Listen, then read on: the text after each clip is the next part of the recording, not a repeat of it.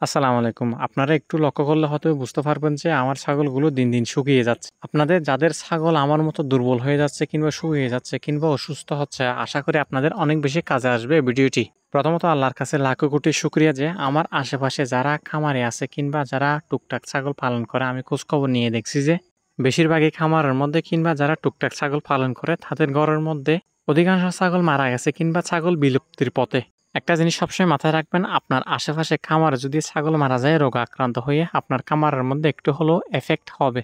তবে আলহামদুলিল্লাহ আমার ছাগলগুলো এখন ভালো আছে, যদিও বা একটু শুকিয়ে গেছে, সমস্যা নাই। এটা যদি ভালো মতো খাবার দিই কিংবা একটু ভালোভাবে পরিচর্যা করি এটা ঠিক হয়ে যাবে। মূলত হচ্ছে যে আমাদের এতে গিয়ে প্রচুর পরিমাণ ছাগল মারা গেছে অসুস্থ হয়ে। এটার ইফেক্ট আমার ছাগলের মধ্যে একটু আসছিল। আমি যদিও বা আলহামদুলিল্লাহ ওষুধ খাবে এটাকে রিকভারি করছি। ছাগলের পাতলা পায়খানা, জ্বর, কাশি এরকম মানে হয়েছে আর কি। তারপরে ছাগল খাবার খাচ্ছে না, অনেকদিন হয়ে গেছে। ছাগল খাবার খাচ্ছে না। আমি মনে হয় ৫-৬ দিন ভিডিও আপলোড করি নাই আপনাদেরকে। ভিডিও আপলোড না করার পেছনে ২ টা কারণ আছে। প্রথম কারণ হচ্ছে ছাগল একটু অসুস্থ হয়ে গেছিল, তাদেরকে একটু সময় দিতে হচ্ছে। আবার মাঝখানে হচ্ছে আমার দানাদারটা শেষ হয়ে গেছে, যদিও বা এখনো পর্যন্ত আমি দানাদারটা ঠিকমতো দিতে পারতেছি না। আমি যে দানাদার মিক্সার খাওয়াই ওটা এখন খাওয়াতে পারতেছি না, কারণ আমাদের বাজারের মধ্যে এগুলো অ্যাভেলেবেল থাকে না, অর্ডার দিয়ে আনতে হয়। আপনারা যারা পর্যাপ্ত পরিমাণে দানাদার পাচ্ছেন আসলে আপনারা অনেক বেশি লাকি। আজকে ২ সপ্তাহ যাবৎ অর্ডার দিয়ে রাখছি কিন্তু এখনো আসে নাই দানাদার আর কি। যার ফলে কুড়া এবং ভুসি এটা অ্যাভেলেবেল পাওয়া যায়, ওইটা খাওয়াচ্ছি, ওইটা দিয়ে কোনো রকম ছাগলকে মানে চালিয়ে দিচ্ছি আর কি। আরেকটা পাশাপাশি সমস্যা হচ্ছে আমার বাড়ির মধ্যে কিছু কাজ চলতেছিল ব্রিজের। আমি যদিও বা আপনাদেরকে ছবি পোস্ট করে জানিয়েছি। ওই কাজটা করতে গিয়ে আমি ছাগলের কাছে একটু মানে গাফিলাতি করছি আর কি, যার কারণে আমার এই ধরনের সমস্যাগুলো ফেস করতে হচ্ছে প্রতিনিয়ত। বর্ষাকালে যে সমস্ত খাবারগুলো খাওয়ালে ছাগলের রোগ প্রতিরোধ ক্ষমতা বৃদ্ধি পাবে ওই সমস্ত খাবারগুলো খাওয়ানোর চেষ্টা করবেন। এখন যে সময়টা পার করতেছি এটা হচ্ছে অনেক বেশি রিস্ক ছাগলের জন্য। ছাগল হঠাৎ ঠান্ডি, হঠাৎ জ্বর এরকম অবস্থা আর কি ছাগলের। আপনাদের খামারে যদি ছাগলের কোনো ধরনের সমস্যা হয় অভিজ্ঞ কাউকে কিংবা ভেটেরিনারি ডাক্তারকে দেখিয়ে ওষুধ খাওয়ানোর চেষ্টা করবেন। আমি তো ছাগল পালন করতেছি, আমার কেন জানি মনে হচ্ছে বর্ষাকালে যে ছাগল টিকিয়ে রাখতে পারবে সে এখান থেকে প্রফিট করতে পারবে। বর্ষার সময় ছাগল পালন করতে গেলে আপনার প্রচুর পরিমাণ অভিজ্ঞতা থাকতে হবে এবং পাশাপাশি হচ্ছে আপনার প্রচুর পরিমাণ এখানে খাটতে হবে।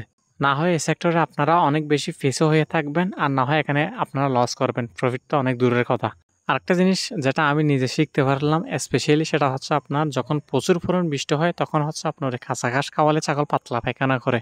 তখন আমাদের করণীয় হয় যখন আপনাদের ওই ঘাস ফলন ভালো হয় তখন কিছু ঘাস কেটে রেখে আপনার ওই সাইলেন্স তৈরি করে রেখে দেওয়া উচিত। পরবর্তী যখন প্রচুর পরিমাণ বৃষ্টি হবে তখন ওই সাইলেন্সগুলো খাওয়ানো অনেক বেশি গুরুত্বপূর্ণ।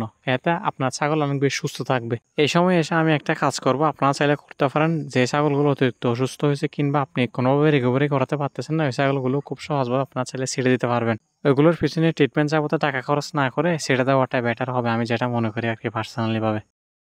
এতদিন ভিডিও দিতে পারেন তার মধ্যে অন্যতম কাজ হচ্ছে এটা আপনার দেখেন কি পরিমাণ কাজ চলতেছে। এখানে প্রায় অনেকগুলো মানুষ এখানে কাজ করতেছে, পাশাপাশি হচ্ছে আপনার ওই ধান ক্ষেতের মধ্যেও প্রচুর কাজ আছে, ওগুলো করতে হচ্ছে।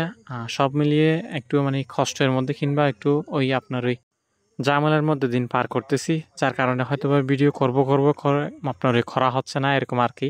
এই বিষয়টা হয়তোবা আমি আপনাদেরকে ফেসবুকে পোস্ট করে অবশ্যই জানিয়েছি। যারা আমার ফেসবুকের সাথে কানেক্ট আছেন তারা হয়তোবা এই বিষয়টা অনেকেই জানেন আর কি। এই কাজটা সুন্দরভাবে শেষ হওয়ার জন্য আপনাদের কাছে আমি দোয়া চাইছিলাম, আপনারা অনেকে দোয়া করছেন। আলহামদুলিল্লাহ আপনাদের দোয়ায় কাজটা অনেক সুন্দরভাবে শেষ হয়েছে আর কি। দেখেন ডালায় দেওয়ার প্রায় ৩ দিন পর আলহামদুলিল্লাহ ব্রিজের অবস্থা দেখেন। আমরা চলাচল করতেছি। এই ব্রিজটি দেওয়ার অনেকগুলো কারণ আছে, তার মধ্যে অন্যতম হচ্ছে যেহেতু এখানে আমি একটা খামার করতেছি, গরু ছাগল এগুলো মানে খালের উপরে দিয়ে মানে কোনোভাবেই আনতে পারি না, অনেকগুলো কষ্ট করতে হয়। খালের পানির উপর সাঁতার কাটিয়ে মানে গরু ছাগলগুলো আনতে হয় ওইখান থেকে, প্রচুর পরিমাণ কষ্ট হয়, যার ফলে এটা করে দিয়েছে আর কি আলহামদুলিল্লাহ। নিজস্ব অর্থায়নে আলহামদুলিল্লাহ কাজটা অনেক সুন্দরভাবে সম্পূর্ণ করছি আপনাদের দোয়া এবং ভালোবাসায়। আজকের ভিডিওটা এতটুকু পর্যন্ত। সবাই ভালো থাকবেন, সুস্থ থাকবেন। আসসালামু আলাইকুম।